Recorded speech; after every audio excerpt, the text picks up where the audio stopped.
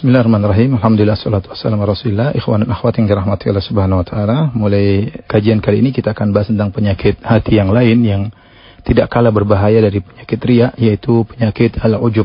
Ujub ya. Ujub dan riya sama-sama lawan daripada keikhlasan. Kalau orang riya atau orang ujub berarti dia tidak ikhlas. Kemudian ujub dan riya sama-sama menggugurkan pahala, dan ujub dan riya sama-sama merupakan syirik kecil, dan ujub dan riya sama-sama menyebabkan masuk neraka jahanam ya. Oleh karenanya sebagaimana kita berusaha lari daripada riya ya, kita juga harus lari daripada ujub ya. Karena sebagian orang bisa selamat daripada riya, tapi dia terjatuh pada ujub. Dia bangga merasa memiliki sesuatu yang tidak dimiliki oleh orang lain misalnya, dan yang lain halnya. Sebagian orang selamat daripada ujub, tapi dia terjerumus dalam riya. Sejogjanya kita berusaha terhindar daripada kedua-duanya. Tapi kita akan jelaskan mana ujub. Secara bahasa, apa yang dimaksud dengan ujub? Ujub kalau kita kembali kepada kamus-kamus bahasa Arab, dia hampir-hampir maknanya mirip dengan al-kibar, dengan kesombongan. Ini secara bahasa, yaitu yang menunjukkan tarofu, menunjukkan suatu ketinggian, ya, itu merasa tinggi dalam dirinya, ya. Adapun secara istilah maka dikatakan oleh Al-Jurjani, al-ujbu huwa ibaratun an tasawwur istiqaqi syakhsi rutbatan la yakunu mustahiqan laha. Yaitu ujub adalah seorang, dia merasa berhak untuk mendapatkan suatu kedudukan, padahal dia tidak berhak mendapatkan kedudukan tersebut. Itu namanya ujub. Dia merasa dia harusnya tinggi, padahal sebenarnya dia tidak tinggi. Sebenarnya dia tidak tinggi. Al-Ghazali berkata, al-ujub huwa isti'dhamun ni'mah wa rukun ilaiha ma'a nisyani idhafatiha ilal mun'im. Al-ujub yaitu menganggap hebat nikmat yang ada pada dirinya dan merasa tenang dengan nikmat tersebut, sementara dia lupa untuk menyandarkannya kepada Al-Mun'im, itu kepada Allah Subhanahu wa taala yang telah memberikan dia karunia atau kenikmatan tersebut. Ibn Taimiyah rahimahullahu taala menjelaskan makna ujub. Ujub yaitu intinya adalah engkau merasa bahwasanya keberhasilanmu adalah sebab dirimu, yaitu bukan hanya semata-mata Allah yang buat kau berhasil, tapi karena kelebihan yang kau miliki juga membantumu untuk membuatmu berhasil. Dari sinilah kemudian Ibn Taimiyah rahimahullahu taala menyatakan bahwasanya ar-riya min babil isyraqi bil khalq wal ujbu min babil isyraqi bin nafs. Riya yaitu kita mensekutukan Allah dengan selain Allah, yaitu kita mengharap dipuji oleh Allah, mengharap pahala dari Allah. Riya sekaligus kita mengharap pujian dari manusia. Ya, di situ kita meletakkan sumber pengharapan kita kepada dua, kepada Allah dan kepada makhluk. Makanya kita menampakkan amalan soleh kita agar dipuji oleh orang. Di sinilah kita melakukan syirik, mensekutukan Allah dengan manusia, entah dengan pejabat, entah dengan siapa yang kita harapkan pujiannya, kita berharap pengakuannya. Jadi riya adalah mensekutukan Allah dengan orang lain yang kita harapkan pujiannya.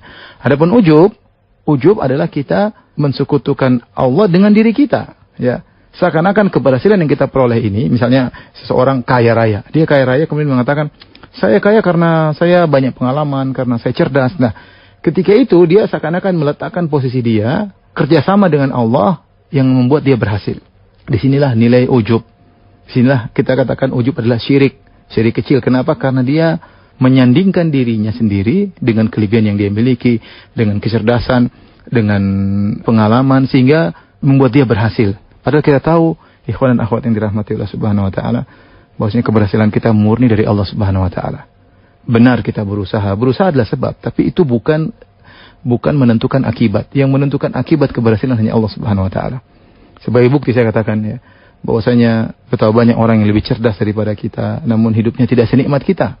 Betapa banyak orang yang punya pengalaman luar biasa, bahkan bekerja di berbagai macam perusahaan, tapi dia tidak merasakan kenikmatan seperti kita. Yang mungkin kita tidak lebih cerdas daripada dia, dan kita tidak lebih banyak pengalaman dari dia.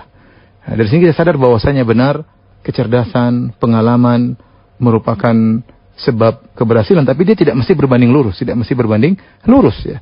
Yang menentukan keberhasilan hanyalah Allah Subhanahu wa taala. Dan ujub juga berkaitan dengan masalah agama, ya. Jangan sampai kita tatkala kita berhasil dalam berdakwah, kemudian kita menyandarkan karena kita yang pintar, karena kita yang pandai mengkoordinir, enggak. Yang membuat dakwah berhasil, yang buka hati manusia untuk bisa menerima dakwah, Allah semata, ya. Jadi ujub itu bisa dalam masalah dunia, bisa dalam masalah perkara agama, ya. Oleh karena terkadang kita dengar perkataan sebagian orang, sayalah yang dulu yang pertama kali membabat alang atau membuka jalan untuk dakwah. Kalau bukan karena saya tentunya. Ini perkataan-perkataan yang menunjukkan ujub ya, seakan-akan dia menggantungkan keberhasilan karena dianya. Di sini dia mensekutukan Allah dengan dirinya sendiri. Ya, dia mensekutukan Allah dengan dirinya sendiri, dan ini adalah ujub secara istilah ya.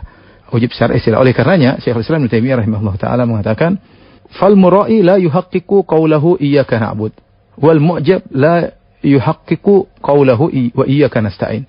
Kata Ibnu Taimiyah rahimahullah taala bahwasanya orang yang riya, dia tidak mewujudkan firman Allah iyyaka na'bud, hanya kepada Engkaulah kami beribadah, ya, tidak butuh pujian dari yang lain. Adapun orang yang ujub, dia tidak mewujudkan wa iyyaka nasta'in. Wa iyyaka nasta'in artinya apa? Hanya kepada Engkaulah kami mohon pertolongan. Yaitu kita menyadari bahwasanya segala keberhasilan kita dalam urusan dunia maupun urusan agama semuanya murni pertolongan Allah Subhanahu wa taala. Ketika kita merasa kita punya andil dalam keberhasilan tersebut, maka sungguhnya kita tidak mewujudkan firman Allah wa iyyaka nasta'in, hanya kepada Engkau mohon pertolongan. Ternyata kita merasa kita juga ikut andil dalam keberhasilan diri kita. Allah alam, nanti akan kita lanjutkan lagi. Ikhwan dan akhwat yang dirahmati Allah Subhanahu wa taala. Baik, demikian saja ikhwan dan akhwat yang dirahmati Allah Subhanahu wa taala, kajian kita pada kesempatan kali ini. Insyaallah kita bisa bersua di kesempatan yang lain. Kurang lebihnya saya mohon maaf. Subhanakallah bihamdik asyhadu an la ilaha illa anta astaghfiruka wa atubu ilaik. Assalamualaikum warahmatullahi wabarakatuh.